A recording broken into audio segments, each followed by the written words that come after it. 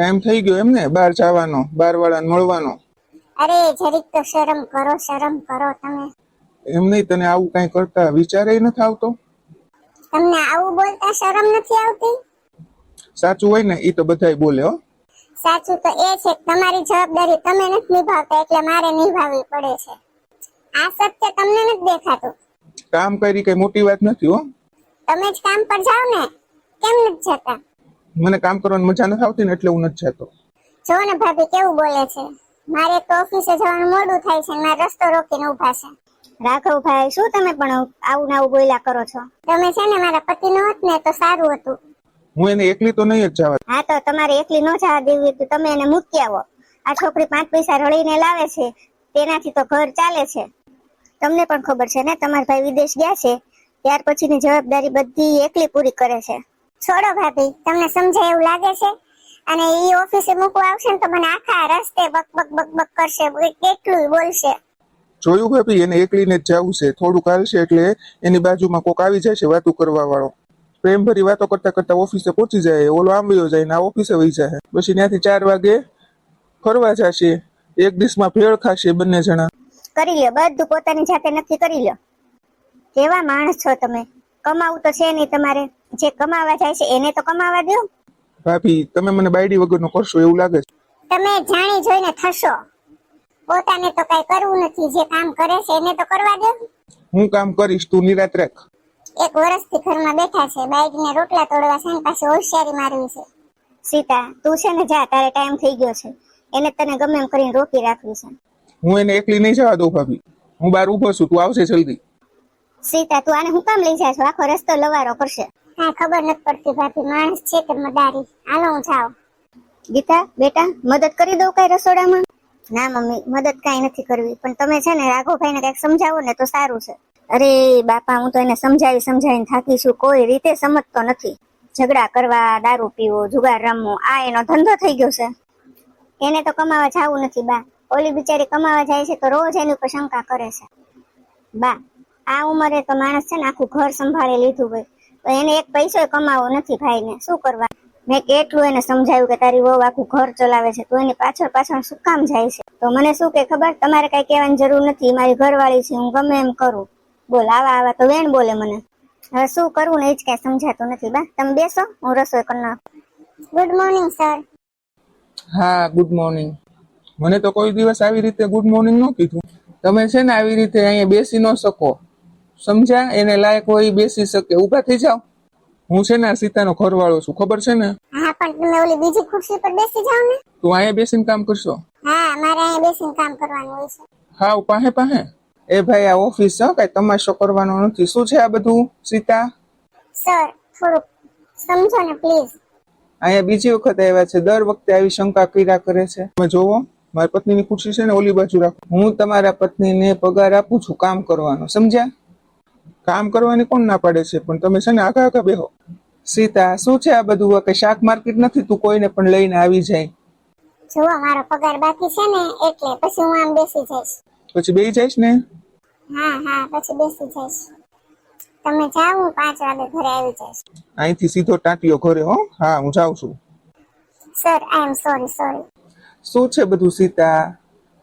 Sir, એનો થોડો વેમીલો સ્વભાવ. એ બધું તારે ઘરે પતાવીને આવવાનું હો. અહીંયા ઓફિસમાં કાંઈ નહીં. હા, ઓફિસના સ્ટાફની સામે મને ગમે એમ બોલીને જાય એવું થોડું ચાલે. નેક્સ્ટ ટાઈમ આવું ના થવું જોવે, નહીં તો પછી તું છૂટી. નહીં સર, સોરી, આઈ એમ. આજે તારે ઓફિસે નથી જવાનું. કેમ? ત્યાં રંગરેલિયા મનાવવા જાવું ને તારે તો. અરે યાર, આને કેમ સમજાવું હવે? મારી બંગડી લાવો. ક્યાં મૂકી તમે? વહી ગઈ બંગડી, ગઈ. ક્યાં ગઈ? જ્યાં એને જવાનું હતું ત્યાં ગઈ. એટલે ક્યાં વહી ગઈ? જ્યાં એને જરૂર હતી ત્યાં વહી ગઈ. તું છાની માની રહે, નહીતર પછી તારે માર ખાવો પડશે. એટલે તમે મારી બંગડી વેચી નાખી એમ? તમે મને લઈ દીધી હતી એ વેચી નાખી? શું બોલી તું? શું બોલી? રાઘવ, તમે મને થપ્પડ મારી. હું રાતે સૂતી હતી, મારા હાથમાંથી કાઢી લીધી હતી બંગડી. તમને શરમ નથી આવતી? તમારી જેવાને તો બંગડી જ પહેરી લેવી જોઈએ. હવે છાની માની બેસ ન કરો, હજી માર ખાઈશ. મને તમે છે ને મારી જ નાખો એમ કરો. મારે તો હજી પગાર આવે છે. મારી બંગડી વેચી નાખી. કેટલી મહેનત કરી ત્યારે બંગડી બની હતી. તમારે શું કઈ મહેનત તો કરવી નથી.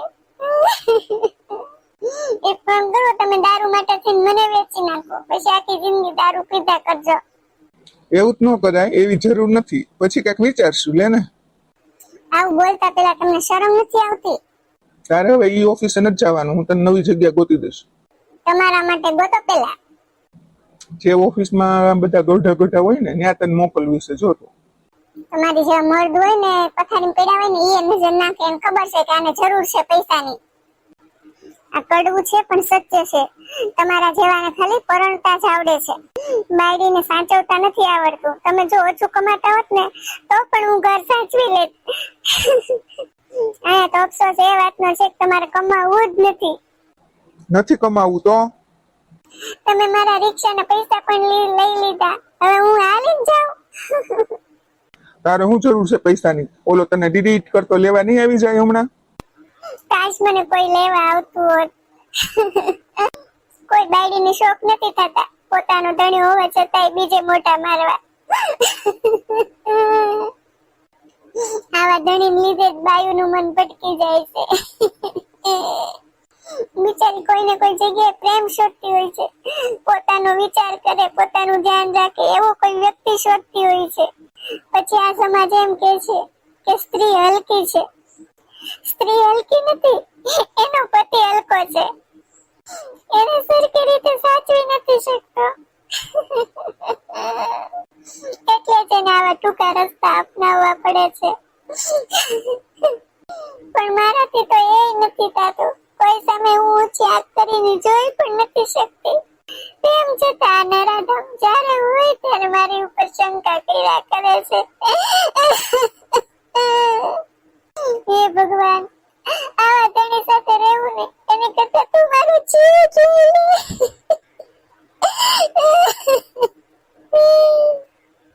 રોજ રોજ હું કેટલું સમજાવું આમને. મારી બંગડી વેચી નાખી મને પૂછ્યા વગર.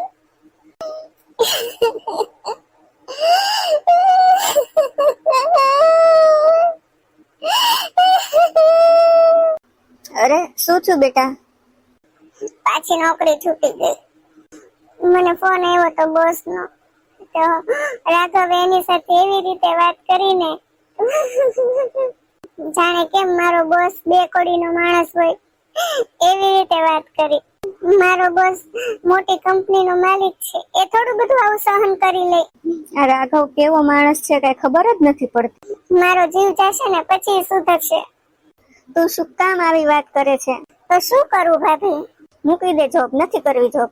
હા, નથી કરવી નોકરી. આ ફળક પૂરું કરશે ઘરનું. બા તમે આવું કહો છો, કેવી રીતે છોડી દઉં નોકરી? મોટા ભાઈ વિદેશ છે, આપડા ઘર ઉપર લોન લીધી છે, દર મહિને હપ્તા આવે છે, કેવી રીતે બધું પૂરું કરીશું? અને આમે મોટા ભાઈ જે કમાઈને મોકલે છે એ પૈસા તો હપ્તામાં જ જાય છે ને. સીતા, આખું ઘર કરવાનો ઠેકો તે જ લીધો છે? ભાભી, આવી સ્થિતિમાં હું નહીં સમજુ તો પછી કોણ સમજશે? જેને સમજવાનું છે એ માણસ તો સમજતો નથી. લગ્ન કરીને કઈ મોટું નથી થઈ જવાતું, બાયડીની જવાબદારી લેવી પડે છે. એવું તમને મને સમજાય છે, પણ એ માણસને ક્યાં સમજમાં આવે છે?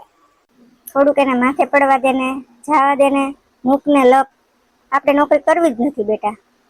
આજ સુધી રાઘુભાઈ કઈ માથે લીધું છે તો હવે માથે લેશે તો શું કરવું? આને દુખી થવા દઉં સીતાને? બા એ તો ઠીક છે, બીજી નોકરી મળી જશે, પણ જ્યાં હું ત્યાં સેટ થવા જાઉં ત્યાં આવીને હવાડા કરે ઓફિસમાં. તમને ખબર છે હું નવી નોકરી ગોતવા જાઉં તો જ્યાં મેં ભૂતકાળમાં નોકરી કરી હોય ને એ લોકોને પૂછે છે તો એ લોકો શું કહે ખબર? કે 2-4 મહિના બરાબર ઠીક ચાલશે, પછી તમારી નોકરી મૂકીને વહી જશે. એ લોકોને થોડી ખબર હોય કે મારે નોકરી નથી મૂકવી, તો મને મુકાવવામાં આવે છે. એટલે જ હું તને કહું છું સીતા, તું જોબ મૂકી દે, આખુડા કમાઈને પૂરું કરશે. સાચી વાત છે ભાભી, હવે તો એમ જ કરવું છે. મને એમ થયું કે હું કમાવા જાઉં તો એને એમ થાય છે કે મારી બૈરી કમાય છે, હું ઘરે બેઠો છું, તો કદાચ એ પાછા નોકરી લાગે તો એમ. ખોટી ચિંતા ન કર બેટા, જે થવાનું છે ને થઈને જ રહેશે. જા તું તારા રૂમમાં જઈને આરામ કર. કેટલી દુખી છે આ છોકરી. મને પોતાને એમ થાય છે આ દીકરો છે કે દીપડો છે. યો મેડમ તો અહીંયા છે. જાઓ હવે, જાઓ તમે. ક્યાં જાવ? અરે નોકરી ગોતવા જાઓ.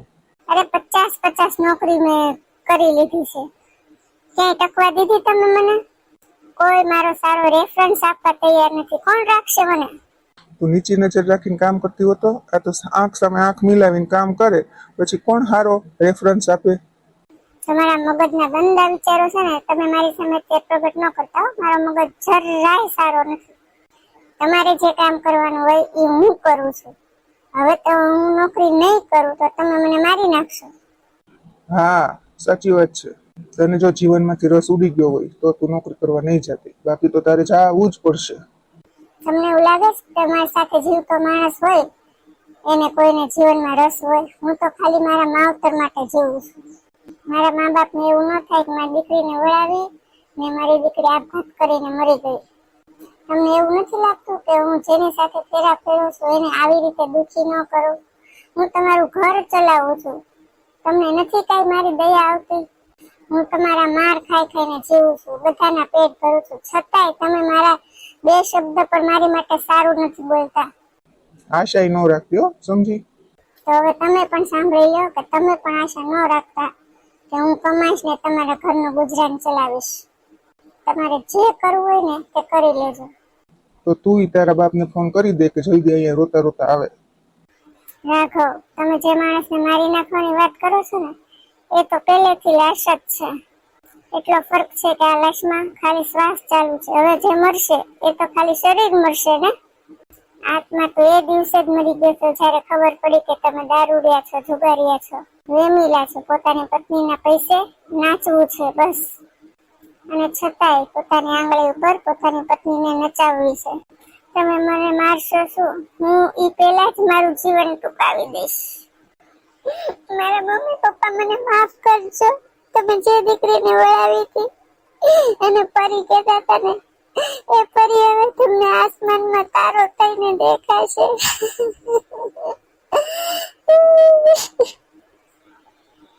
હું તમારી વેદના પર તમને ન કહી શકી મમ્મી પપ્પા, કારણ કે તમે તો મને વળાવી ત્યારથી જ દુઃખી હતા.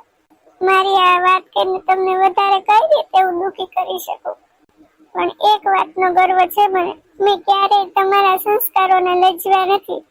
મેં મારા સાસરિયામાં બધાને પ્રેમ આપ્યો છે, બધાની જરૂરિયાત પૂરી કરી છે. મારાથી શક્ય બને એટલો બધો સંબંધ મેં નિભાવ્યો છે. બસ એક સંબંધ નહીં નિભાવી શકું, દીકરીનો, જે ક્યારેય તમને પૂછ્યા વિના મેં કોઈ કામ નથી કર્યું. આજે પહેલી વખત તમને પૂછ્યા વિના એક નિર્ણય લઉં છું. આવા નરા દંપતી સાથે જીવવું એની કરતા હું મારું મોત વાલું કરું છું. બસ હવે હું આ દવા જ પી જાઉં છું. મને માફ કરજો મમ્મી પપ્પા. સીતા, સીતા, ક્યાં છે તું? અરે ગોપી, તું સૂતી છે?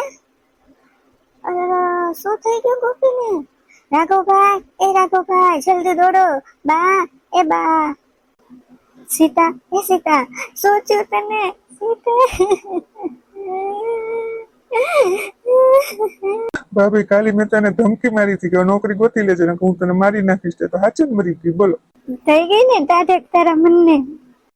તમે કેવી વાત કરો છો બા? હું એને બહુ પ્રેમ કરતો હતો. આજે જ તમારો પ્રેમ ઉભરાણો. જીવતા જીવીને ક્યારે હખે રહેવા દીધી છે? ભાભી, નોકરી કરતી હોય ને એ બાઈ ભાગી ન છે ને એટલે હું એને એમ રાખતો હતો. કેમ, તમને ભરોસો નતો સીતા ઉપર? ભરોસો તો હતો, પણ હું આવું કહું તો આવું પગલું ન ભરે એટલે. એ ભમરાળા, તારા ફૂટી ગયા કરમ, ફૂટી ગયા. જોઈ લીધું ને આ બધું કરવાના હું પરિણામ આવે છે ઈ. અરે સીતા જેવી પત્ની તો કોઈ ભાગશાળીને જ મળે. એને ખબર જ હતી એનો પતિ હાવ નપાવટ છે, તોય બિચારી દિવસ રાત મહેનત કરતી ઘર માટે, તોય એનો ઘરવાળો ન બોલવાના શબ્દો બોલે. અરે એની કરતા બીજી કોઈ છોકરી હોત ને તો તમને સાંજ પેલા છૂટા કરી દીધા હોત. આવા સારા માણસો હોય ભાભી, એની આયુષ્ય જ ટૂંકી હોય. મને બહુ દુઃખ થાય છે ભાભી. દુઃખ તમને કઈ વાતનું વળી? હું એને કેટલું ખીજાતો તોય કોઈ બોલતી નહીં, કોઈ દી નહીં. હવે હું કરવું? હવે શું કરવાનું હોય?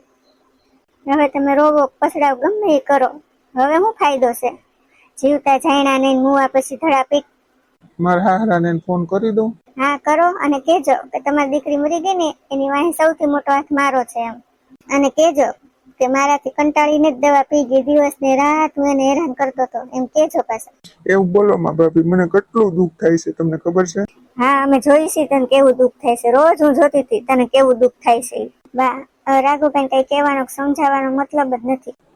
લ્યો હું આજુબાજુ વાળાને ને મારા હાહરાને ને બધાને ભેગા કરું. જાને હવે મારા રોયા, સમજો ને ઠેઠ સુધી સમજો ને, છોકરીનો જીવ લીધો.